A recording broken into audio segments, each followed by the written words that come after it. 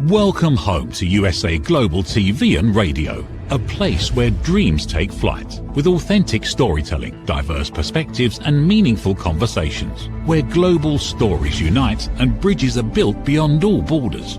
Discover world-class education, entertainment, hope and inspiration. Together, we're building bridges worldwide. Subscribe to our channel, USA Global TV. Download our app, USA Global TV. Be our guest or join our team. Visit usaglobaltv.com. Thanks to our founder and executive producer, Dr. Jacalyn Kerbeck. Music score by Yeffy Tang from Cloud Road Music. Voiceover artist Mike Porter. Creative direction by Paul Garcia. USA Global TV and Radio. Your home for global connection. All rights reserved. This video and its contents are the exclusive property of USA Global TV and Radio. Unauthorized use, duplication or redistribution in any form is strictly prohibited. Good morning, good afternoon, and good evening. Welcome home to USA Global TV and Radio, where we proudly provide world-class education, entertainment, hope, and inspiration. Today's show is The Wise Ones. And as you can see, I am not Rhett O'Loughlin. He has the day off. I'm Dr. Jacalyn Kerbeck, and it's my absolute pleasure and honor to host this show today. So if you haven't done so far, what are you waiting for? Please subscribe to our YouTube channels, USA Global TV and Radio, where we have earned the YouTube Silver Creator Award for surpassing 100,000 subscribers. Thank you so much. So today we have a very special guest who's been with us before, which I absolutely love when people join us again. Joining us today is Pat Daly, a former U.S. Air Force test pilot, and NASA engineer who worked at Johnson Space Center on both the Space Shuttle and International Space Station programs. Today, he's the CEO of Boundary Layer Incorporated, a human performance specialist and a science fiction author, best known for his novel Spark and its sequels. Let's welcome Pat to the program today and find out what Pat's been up to, joining us from the great state of Texas. Hello and welcome, Pat. Thanks, Dr. Jacalyn. Pleasure to be back. It's a pleasure to have you. What have you been up to in the last couple of years since we've seen you? Oh, gosh, it's been a minute, hasn't it? I think when I was on your show the first time, I just had one book out. Now I have a total of 5 out, 4 in the Spark series and 1 nonfiction. So been busy along those lines.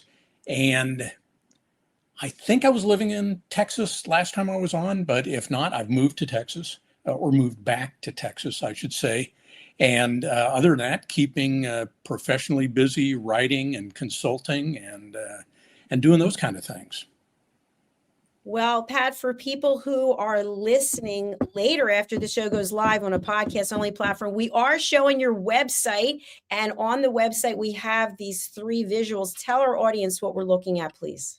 Okay, you're looking at the covers of the 3 major novels of what I call the Spark Chronicles. It's a science fiction series that starts with Spark, and it's a near future sci-fi series that has younger protagonists. They're both 16 when it starts, so it gets lumped into YA a lot, but it's actually, I think, more for the young at heart, and because most of my readers, it turns out, are a little more seasoned in life than the average 16-year-old. And that story, the 2 protagonists, Will Kwon is a war orphan from what is the Second Korean War in my book, and he meets his mom dies in his arms when he's 13. He ends up in the foster care system. Just not a happy life. And at 16, huge misunderstanding at his foster home, and he ends up running away. So he runs away to this place called Spark, which is Solar Prime Augmented Reality Park.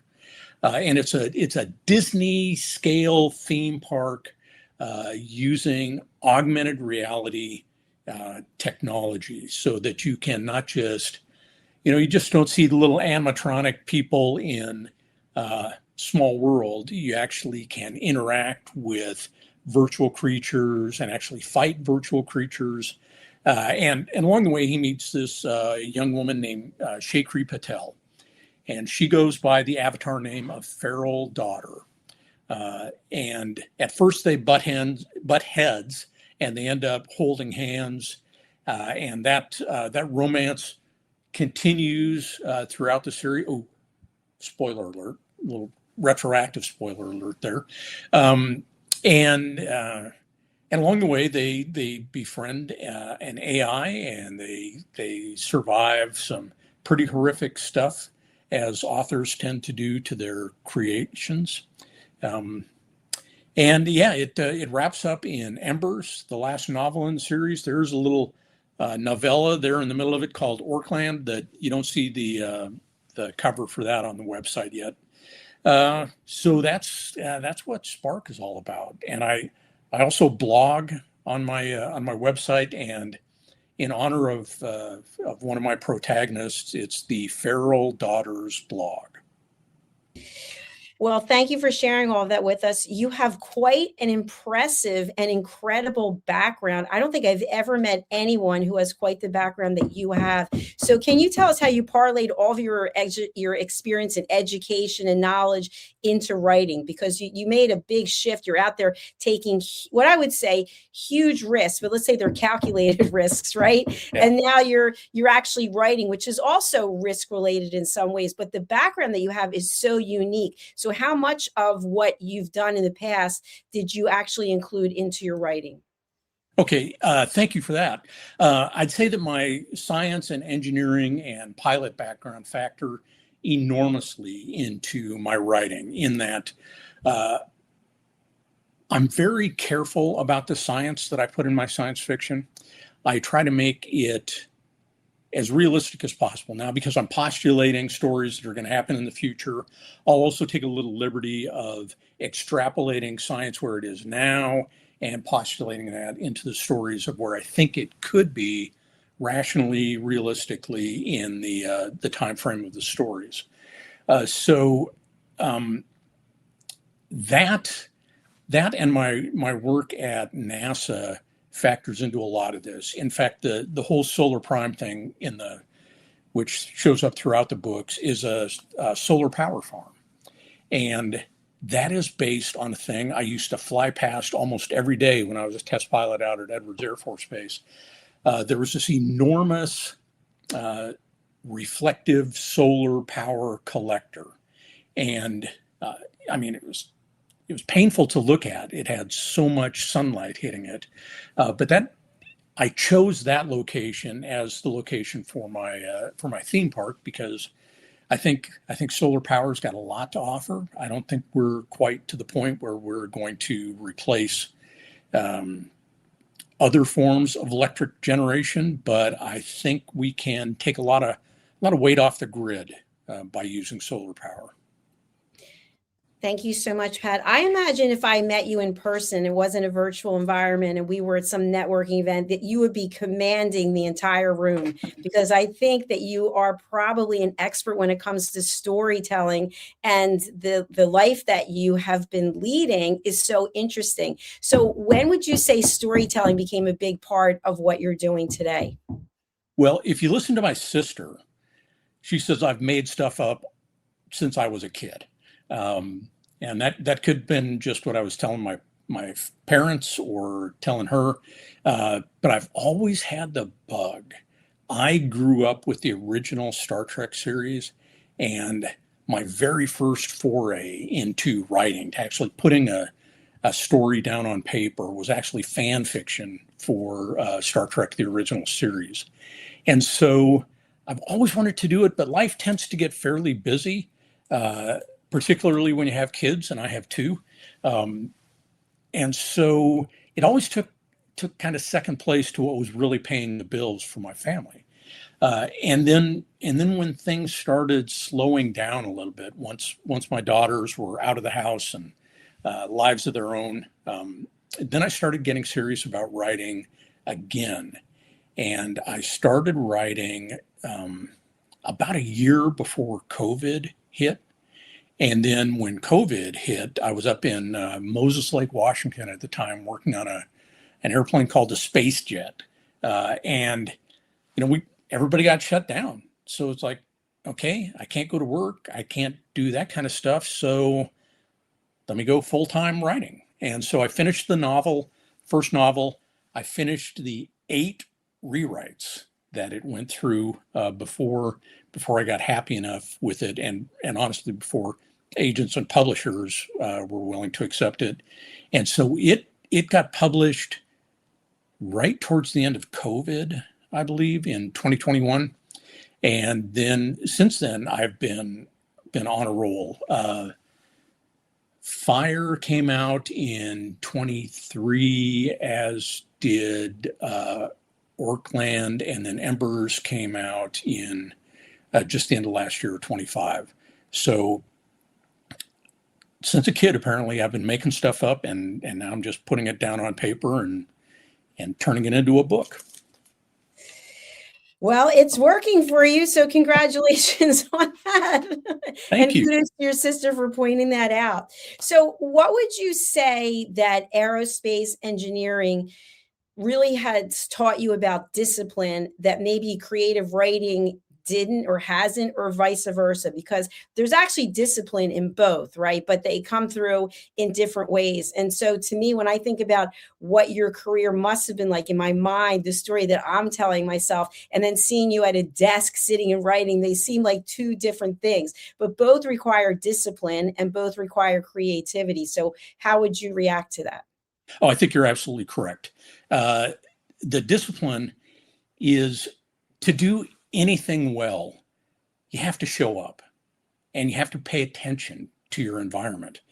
And admittedly, the consequences of not paying attention in an airplane at Mach 2 or at 800 knots down 100 feet off the ocean are far higher than they are when I'm sitting at my desk and I make a typo or a grammatical error in my manuscript.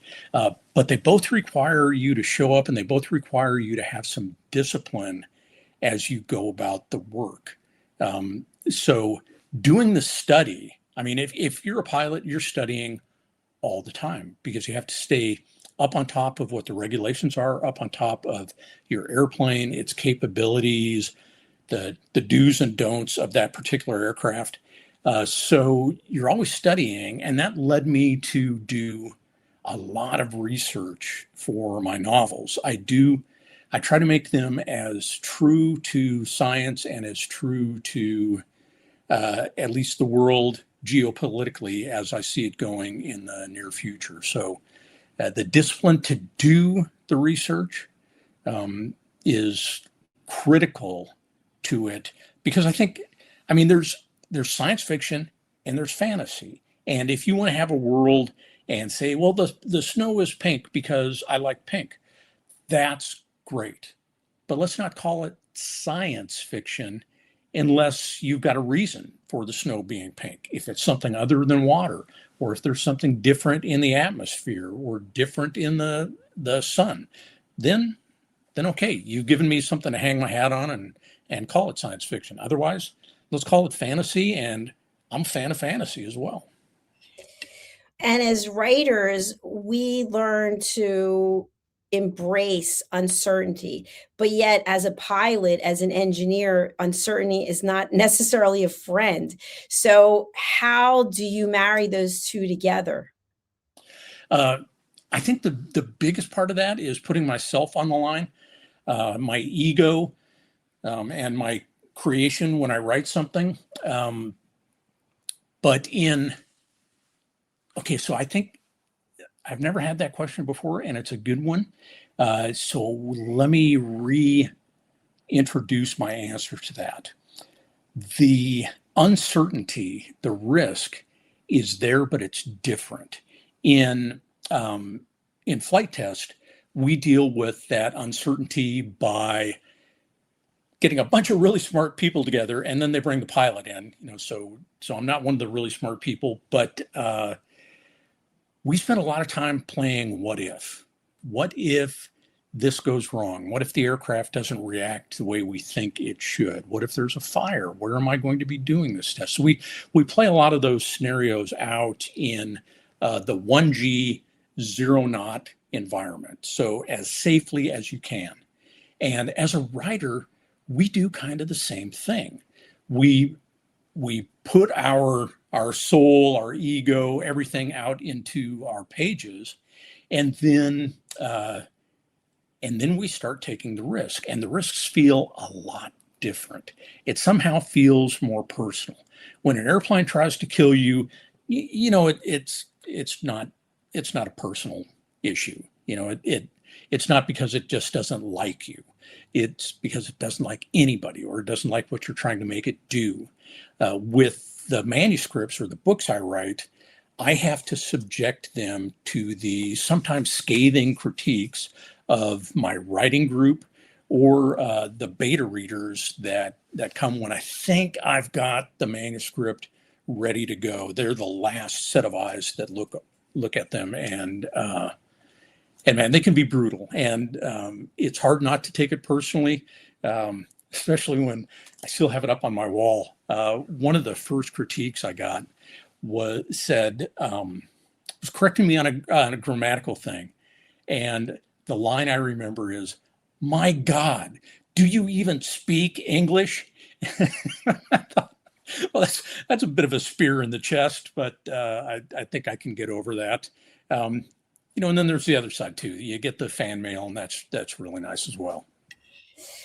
Well, I can appreciate that. And it's also really nice when people give feedback in a constructive manner, right? It sounds like that one was really attacking you. And so please give feedback in a constructive manner. Say something nice, then give the feedback, and then say something nice. So you have focused a lot on human behavior.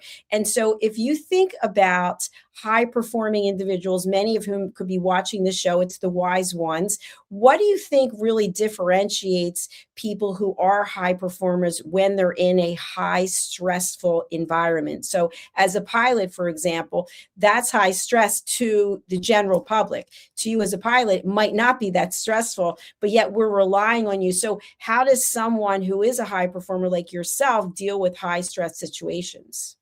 I think it starts out with professional discipline. You're generally, most professions, even medicine, even writing, you're given a set of constraints generally. Now, if you're somebody that is at the top of the field, then you can say, you know what, I want this book to be 800 pages long because I think it deserves to be 800 pages long. For somebody like J.K. Rowling, works. And she does well with that. For somebody like me, who's a little younger in terms of that, you have to be disciplined enough to cut stuff out that doesn't directly serve the story, so that people will be more inclined to join in the story. So I think discipline is number one. You got to know the rules. You have to follow the rules, unless you're so good that you can break some of those rules. And then I think attention to detail comes up second. So, and by that, I mean not just the details of the science, although that matters too, but the details of what's going on in the environment. And I think that people that perform well in high-risk industries have quite a bit of situational awareness. They are aware not just of what they're doing, because that's really critical usually, but what the people in their team, or sometimes even in their building or working on the project, are doing. So you have to attend to that. And that's not just looking and seeing what they're doing, it's listening, and sometimes it's listening for things that aren't there. So it's a little of those two: discipline, attention to detail. I'd say those are 1 and 2. That's terrific. And by the way, for our audience, we have no script. So Pat has no idea what I'm going to ask Pat, and I don't have any idea what I'm going to ask either. But along this same topic, what I'm wondering is, in extreme situations, like stressful situations where there might be a high risk, could be high risk, high reward, what do you think is most important? Is it intelligence? Is it the ability to control your emotions? Or is it your dynamics with your team? Ooh, that's another good question. I'd say if you're in a high risk, high stress environment, you need to have your amygdala under control. You can't just react as if everything is life threatening. Most of the people I know that are test pilots or astronauts that work in those kind of personal risk environments generally don't get scared or nervous when things start going wrong. They get a little bit angry, and not a lot angry, because that can drive you in the wrong direction, but a little bit angry. So tamping down on your emotions, and then in a more team environment, like with a lot of the flight tests we did, it's me all by myself in the airplane, and then we have a control room on the ground, and the control room, they hear every breath I take, every grunt I make when I'm pulling G's. We're all together before the flight, and we talk about what's going to happen and when. And you have to pay attention to the team as much as the team pays attention to you, because you're not a one-person show up there. You've got a whole support system, and even the softest spoken, least experienced person can bring up a critical thing. I have a surgeon associate who, cardiothoracic surgeon, doing some work, and they've got an intern in the operating room, or actually a medical student in the operating room, observing what's going on. Well, things start going wrong, and the docs and the anesthesiologists and the nurses, everybody starts going faster and faster, trying to figure out what the problem is. And finally, this soft voice from the corner says, "Well, doctor, there's a lot of blood dripping on the floor." Ooh, let's look at that. So yeah, you got to pay attention to your team, and even the least experienced person on the team may have in that case, life-saving bit of information. So you can't discount them. I love that you brought that up. That is an excellent point. Thank you. So I want to talk a little bit about my understanding of your interest in gaming. So I will just give secret to the audience, which is I love reality TV. I don't watch network TV, so to speak, or cable, but I'm a huge fan of Traders, The Housewives. I don't really know if that's gaming. But anyway, I want to talk about what is gaming and what is it about gaming that interests you, Pat? Okay. Well, since you brought up Traders, I'm going to have to say, yeah, okay, my guilty pleasure as well. My wife and I watched an episode last night, and we find ourselves actually, this is really bad to do in a theater, but it's okay to do in the privacy of your own home. If you start yelling at the TV or at the people on the TV, they can't hear you, but it makes you feel better. So gaming, and I also, I like other reality TV shows as well. Survivor is probably my big one. But where gaming factors into all of this is a game actually led to my first novel, the concept of this augmented reality park. Both my daughters at the time were playing a game called Pokemon Go. And it's usually a cell phone based game where you don't do a heck of a lot. You just wander around in a park, or as you're walking your dog, and you're trying to catch these little Pokemon creatures that pop up. But the interesting thing to me was that triggered this whole cascade of ideas was that as I'm looking at my phone, I'm seeing the real world in the background, and up pops this little Pokemon, a virtual creature superimposed on the real background. And I thought, whoa, what a cool idea. And if we could do that in a theme park, it would be a game changer for gaming.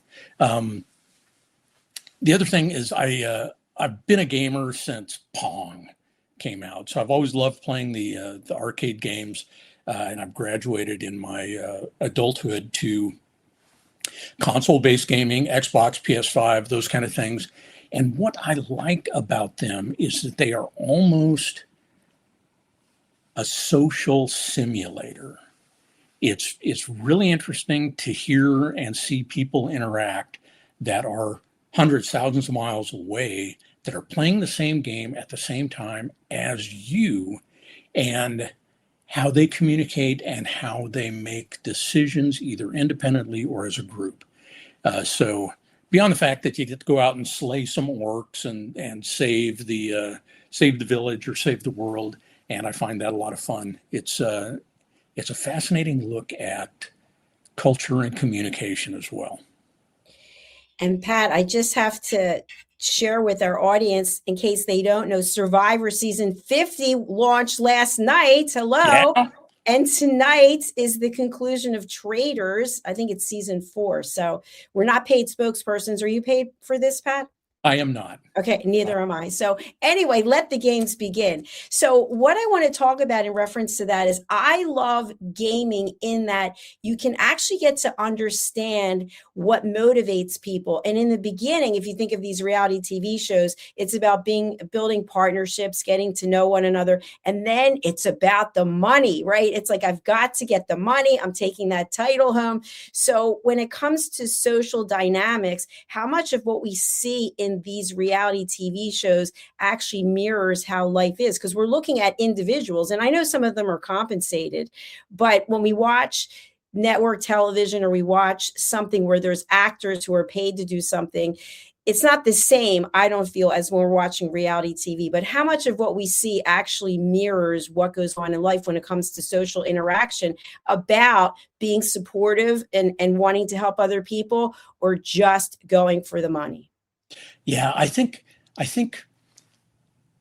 you get a lot of people that are, show me the money. That's what matters, and I'm willing to stab anybody in the chest if, that'll get me one step closer to the $1 million or whatever the prize pot is. But I think that that's just a surface level reaction. That if you start looking at the interpersonal dynamics between players, there was, I think it might have been in last season, Survivor. There was a woman player who was is autistic. I mean, she's still alive, so she is autistic. But she had fought her way through life to get a PhD. So she had battled this autism her entire life. And there ended up being a dynamic between her, and she was late 20s, early 30s maybe, and a gentleman who was probably 50. And it almost became like a father-daughter dynamic. And he put his game at risk when she was having an episode to go to her and comfort her. And it had been a secret hidden alliance. But in that moment of, oh my God, here's another human having problems, and I can do something about it. And I'm not going to just stand by and do nothing, even if it ends up costing me my shot at $1 million. So I think there's a lot that is real. I think sometimes people rehearse sound bites that they want to throw out, and they come off as a little too glib and a little too, I think, harsh sometimes. But I think you don't have to scratch that deep before you find the real human being and the real human interaction underneath. I totally agree with you. And by the way, just another secret admission, Squid Games, there was a father and daughter that, I don't know if you saw that, but I think when it comes down to it, when you have real connections with people, there's no amount of money that's going to be worth sacrificing a relationship that you have with someone if you really value it. And so I just love the whole philosophy behind gaming when it's for the human collective. So in other words, I'm a peace ambassador. So I like to see people helping one another, and not as much just it's always about the money, but it's like, you get the money. What are you doing with the money? How are you helping other people with the money? So as I digress, but so I'd love to have you tell us, what is it that really brings you enjoyment when you're not writing or you're not storytelling? What else is it that you're doing? Okay. I revisited my whole life about 5 years ago. I had a friend, he'd retired from the airlines, and we were talking about, okay, what are your priorities in life? And what are your priorities? And And I said, well, he goes, rank them 1 to 20. Well, that's a lot. I don't know if I have 20 priorities in my life. But he told me a Warren Buffett story. Warren Buffett of Berkshire Hathaway fame. And I'm probably getting this wrong, but the essence is correct. So bear with me. He said he would tell people that work with him and for him, okay, list your top 20 priorities. Okay. Now, nobody has time in their lives to service 20 priorities. So take 11 through 20, get rid of them. He said, then once you've done that, I want you to take 6 through 10 and get rid of them, because you can really only balance or only work so many priorities, and 5 seemed to be the number that worked for him. So I thought about that. I thought about it a lot, because I found myself sometimes I would be wanting to write or wanting to do something, or even having just a pesky little chore that needed to get done, like mow the lawn. And the kids or grandkids would be over, and it's like, oh, damn it, I needed to get the lawn mowed. Well, that's a misplaced priority. And so I re-racked my priorities so that family's number one. Now I'm a Christian, and I know that some people are going to say, no, God, I would be number one. But honestly, family's number one, friends are number two. Then I say God, and then I put paid consulting and writing. So that has freed me up tremendously, because even if I feel a deadline nagging at me and I've got the chance to be with my grandkids or my kids, that's a higher priority. So they give me a lot of joy. Just seeing another human being grow up and hoping to help get them on a path to not necessarily financial success, but life success, to help them understand who they really are and what really matters, is hugely rewarding. That was beautiful. Thank you for sharing that. And it gives us a little bit of more insight into you.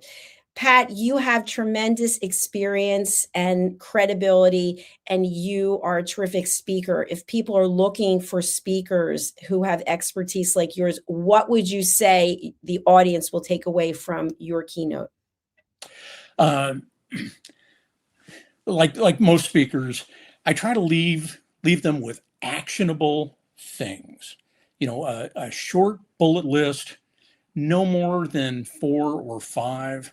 But what are the top takeaways from what you're talking about? And if you're talking to a group of aspiring writers, one of the things I say, and this is not my quote, not my philosophy, but somewhere along the line, I read that an author said, write fast, write bad, write wrong. And then you get your first draft out, and then you can go back and fix everything. But if you spend all your time working on trying to fix everything in the first draft, you never finish. So yeah, have a few walk-away points. Fast, bad, and wrong. Check your ego at the door is another one, because in really any kind of professional environment, we need feedback to get better. And feedback, when I was working in corporate America, and still sometimes, I find that honest feedback, is nearly impossible to get, even in your annual performance review, because no one wants to tell you that you've got an ugly baby. No one wants to tell you that you wear too much aftershave. No one wants to tell you that you never show up on time. And so they just put a little happy, glad stuff out there, and everybody's average. And that's a horrible disservice to everyone. I mean, even the lowest performer on any given team, I believe, can get better if they are properly coached and given accurate, honest feedback. Now, it doesn't mean you have to be brutal or ugly in delivering the feedback. It's like that feedback sandwich that you were talking about earlier. Tell them about the stuff they're doing good, give them that feedback, and then wrap it up with, hey, remember, we're happy to have you here. You're a valued member of the team, and go from there. Agreed. I think one additional thing I might add is asking for permission. Pat, how would you feel if I shared some feedback with you today? Yeah, I don't want it. You might say I don't want it, and then I'm not going to give it. But also, I loved what you just dovetailed onto that, which is after giving the feedback, we're here to support you. Let us know how we can help you go to the next level or incorporate some of the feedback that we gave to you. So I really enjoy this. And we're actually out of time, Pat. Can you believe it? Oh, my goodness. All right. Well, hey, Dr. Jacalyn, it has been great to be here. I really appreciate you having me back on your show. Congratulations on the Silver Award. And Thank you. Hope to see you again soon. Pat, before you go, who's a good client for you and how can people reach you? Okay. Mickey Mickelson at Creative Edge handles all my public relation things. But the best way to get in touch directly with me is through my website, and it's thepatdaily.com. Why the? Is it because of my ego? No, it's because somebody was squatting on patdaily.com. And now there's a billion other extensions that I could have used, but hey, I'm there on thepatdaily.com. So, and there's my Facebook page, Pat Daily Author. And if you look at Instagram, I am Pat Daily Pics, Pics. Yeah. All right. Thank you. Yeah, that's beautiful. We'll look forward to having you back. I'd love to have you on one of my shows, which is Judgment, the Hidden Sin. So do book in for that. Ooh, I would love to be on that. Fantastic. Well, I look forward to interviewing you there. So take good care of yourself, and thanks for the time. All right. Thank you, Dr. Jacalyn. Take care. Thank you. Bye for now. All right, that concludes the end of our show. Red Olafin will be back next week. So thank you to each and every one of you. Please do connect with Pat. I say this at the end of every show. People are here giving their time and their expertise, and you never know where a connection's going to go. So just check the show notes, whatever platform you're watching on, and do connect with Pat. Reach out, because otherwise you'll never know what you're missing. And for those of us who are Traders fans, tonight's the night. Okay, so let's watch and see who's going to be the victor. All right. Thanks again for watching. Our next show is coming up. If you would like to, you can join our team by going to usaglobaltv.com/book your session to be a guest on one of our shows. And if you'd like to have your own show, what? Yes, we're actively looking for show hosts who want to have their own show, especially in languages outside of English, French, and German, because we have shows in those languages. But we'd love to hear from you, and my contact details are in the show notes. Thanks again for being here. We're off, and we'll be back with our next show. Bye, everyone. USA Global TV and Radio proudly presents Tracy Cram Perkins, a dementia caregiving survivor teaching how to balance care with peace of mind. #1 resource for dementia caregivers. It's the book, Dementia Home Care, How to Prepare Before, During, and After. Over 17,000 copies sold of this must-have guide. And now a testimonial from Tracy Smith. If I was to describe this book to someone who is going through a similar situation, I would underscore how important it is to have some sort of a tool or a guidebook to help you through certain stages. And there's so many, it's such an unknown topic to the average person. And to have this as a reference is essential. It's going to help you get through it personally, as well as help your loved one manage. To learn more, go to tracycramperkins.com. Tracy Cram Perkins is an award-winning author. She's also the host of Dementia Home Care television show. Watch it here on USA Global TV and Radio. Thank you, viewers and listeners of USA Global TV and Radio, for joining us today. We're honoured to have your time and attention as part of our global community. At USA Global TV and Radio, we believe in the power of authentic conversations, meaningful connections, and creating a world of possibilities together. Want to be part of something bigger? Join our team of elevated listeners at usaglobaltv.com, a space where your voice matters and your ability to listen transforms relationships. Stay connected with us across all our platforms for thought-provoking discussions, expert insights, and empowering stories. Subscribe to our channels at youtube.com/c/USA Global TV. Follow us on social media and explore the endless opportunities we're creating for growth, learning, and inspiration. Together, we're not just broadcasting, we're building bridges and changing lives one conversation at a time. For inquiries, contact us at info@usaglobaltv.com. Produced by Executive Producer and Director Dr. Jacalyn Kerbeck. Voiceover by Mike Porter. Creative direction by Paul Garcia. All rights reserved. Visit usaglobaltv.com to view our full terms and conditions.